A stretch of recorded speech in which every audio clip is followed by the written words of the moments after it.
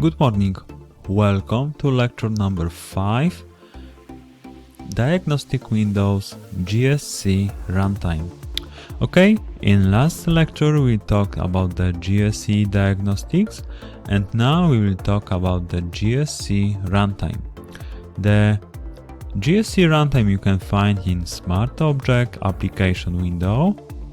We go to Global Script and we have the GSC Runtime. Okay, we have again options about the size, max, title, etc. And this window showing for us the all global script running in this moment and for example the result of this run. So if some of actions is having some errors, we can get data out of this box. So if your application is, let's say, 100 windows or more, and you have 50, 70, 500 scripting, you don't know exactly what running in this moment.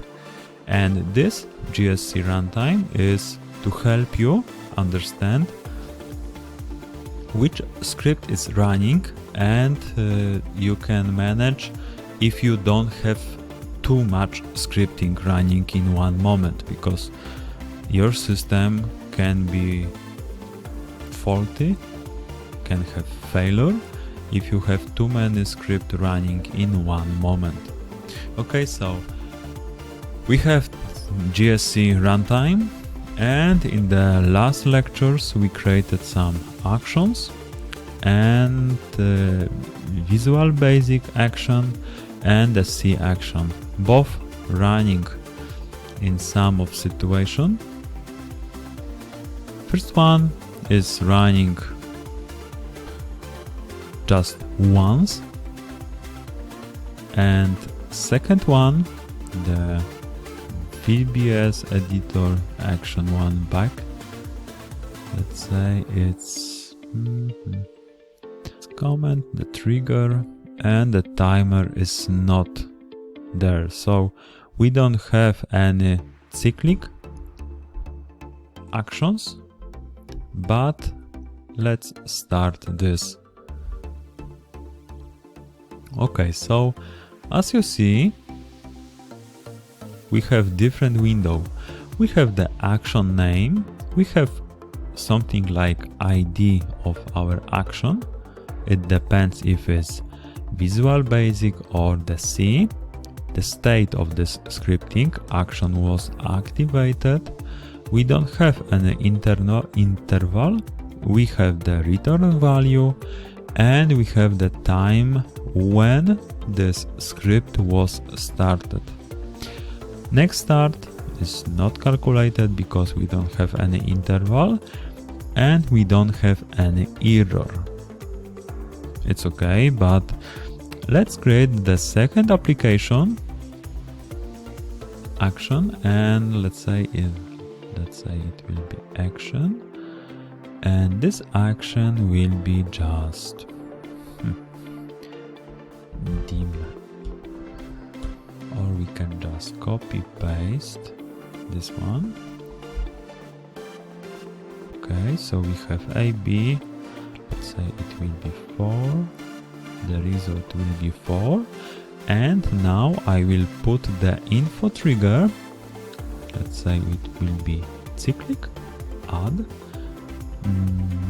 2 is too often, let's say it will be every 10 seconds, so it will be 10-second trigger, so every 10 seconds it will appear on our application. Now I will save this. It will be action second. Let's say it will be 10 sec. Save. Okay. Okay, I have the 4.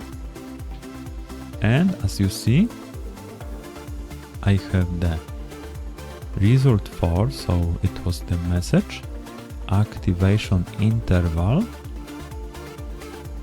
and I have again return value is -1.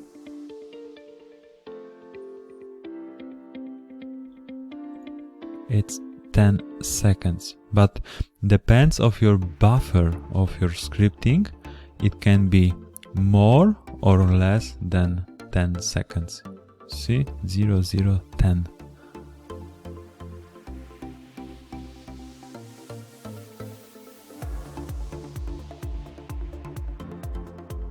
Now I will put this.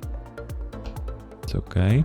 So this script wasn't run every 10 seconds. I waited too much time to get this again 10 seconds. After I wait with this message box, all script is freezed in this moment, so our interval will be bigger. So I had 2 times because this script get into buffer stack. Okay, it's 3 and again and again and again. So this script is running. Okay, I need to delete this because it's too much, or I will just delete the message box. Now I will start, and I see that my scripting should run now every 10 seconds because I don't have any message boxes, so my script doesn't freeze on this element, so it will be automatically every time. Okay, so this is the one. Let's make some error inside this scripting. Okay, how to make the easy error, it's really hard. I will put some wrong message tag. Okay, so I want to get the result, and let's say I want to read data just from the stupid tag. I don't have still this HIME runtime tag 11 is not in my system. So after I have something like this, I should have the error message inside this scripting. I don't know if it will go.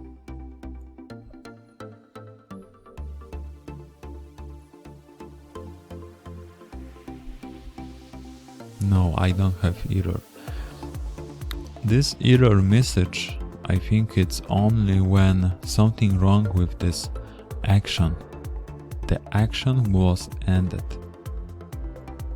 Action was activated.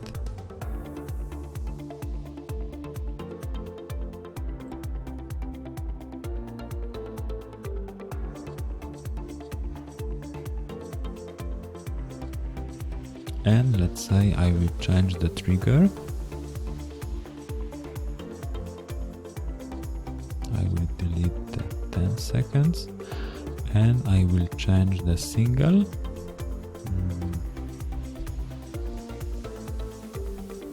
Let's say it will be 26th month of May.